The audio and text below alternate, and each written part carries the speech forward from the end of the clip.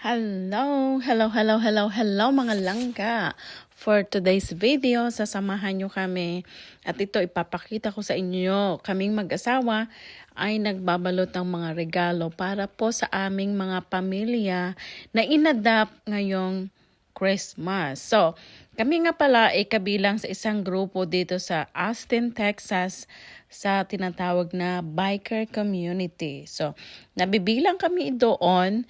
So, ang asawa ko ay isang vice president sa aming grupo. So, every year, lahat ng mga bikers dito sa amin, dito sa Austin, is kasali sa tinatawag na yung alam niyo yung namimigay ng mga regalo sa mga bata na nakatira sa mga orphanage. So mostly yun ang aming mission every December. Every December yan mga kapatid. So every Saturday, ang asawa ko at mga ibang bikers, nagdadala sila ng mga regalo sa mga orphanage, sa mga batang kawawa na walang mga magulang dahil nga sa iba't ibang reason na hindi kasama ang mga magulang. So ito, sa susunod na linggo, kami ay magdadala ng mga regalo sa bata, sa pamilya. 2 pamilya guys, ang pupuntahan namin nitong nalalapit na linggo. At yun nga, sila yung family na walang-wala, as in walang-wala sila. So, ang grupo namin, nag-ambag-ambag kami ng medyo okay din na halaga ng pera para makabili kami ng mga regalo at dadalhin namin doon sa kanila sa linggo. At yan, mga regalo na iyan, ay bubuksan nila sa Christmas. O diba, ang saya-saya. Kasi nga guys, kahit na nasa Amerika ka, hindi lahat ng mga tao dito sa Amerika ay mayaman.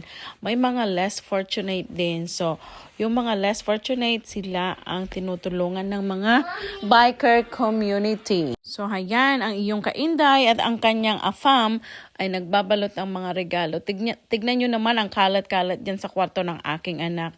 Dyan talaga kami umupo sa sahig talaga para magbalot kasi ang dami guys. Ang dami. At ang family na napili namin, ang 2 family, yung unang family ay may 4 silang anak. So, single mom yata yung nanay dito. So, hindi ko alam kung nasaan ang tatay. Kaya sila yung napili ng aming grupo para biyayaan. Ayan.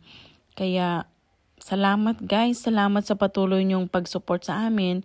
At least, nakaka-share din kami ng mga blessings sa mga ibang tao. O, diba? Ang iyong kainday dito, naku, gutom na yan, pagod na yan, puyat pa yan, pero sige lang, nagbabalot lang ng mga regalo. At ang kanyang afam naman very supportive. Kaya ako din naman ay dapat tumulong at magpakita ng support para sa kanya. O diba, masaya lang. Mga kaibigan, kung kaya nyo mag-share sa iba, mag-share kayo lalo na ngayong Christmas. Yung time, kung time man ang pwede nyo i-share sa iba, why not na gawin, no? Diba? Show love and respect. Kwento ko sa inyo nung wala pa akong anak, sumasama talaga ako sa bike. Pero ngayon at may anak na ako, hindi na ako pwedeng sumakay sa bike. Kasi ang anak ko, hindi naman pwedeng isakay namin sa bike. Kaya sumasama ako sa kanila pero nakasunod ako sa sasakyan.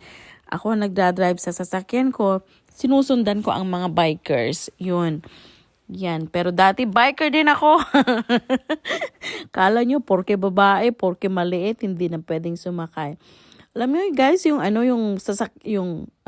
nabubulol ako. Yung bike ng aking asawa, pagka laki-laki, Diyos mio, mas malaki at mas mabigat pahamag sa akin. Masarap sumakay sa sasakyan, pero mas masarap sumakay sa bike. O, diba? Nasubukan nyo na ba sumakay sa bike? Lalo na pag Harley Davidson. Oh my Lord, ang ingay! Kaya naman. O, ayan. Panoorin nyo na lang kami. Ganyan kami mag-asawa.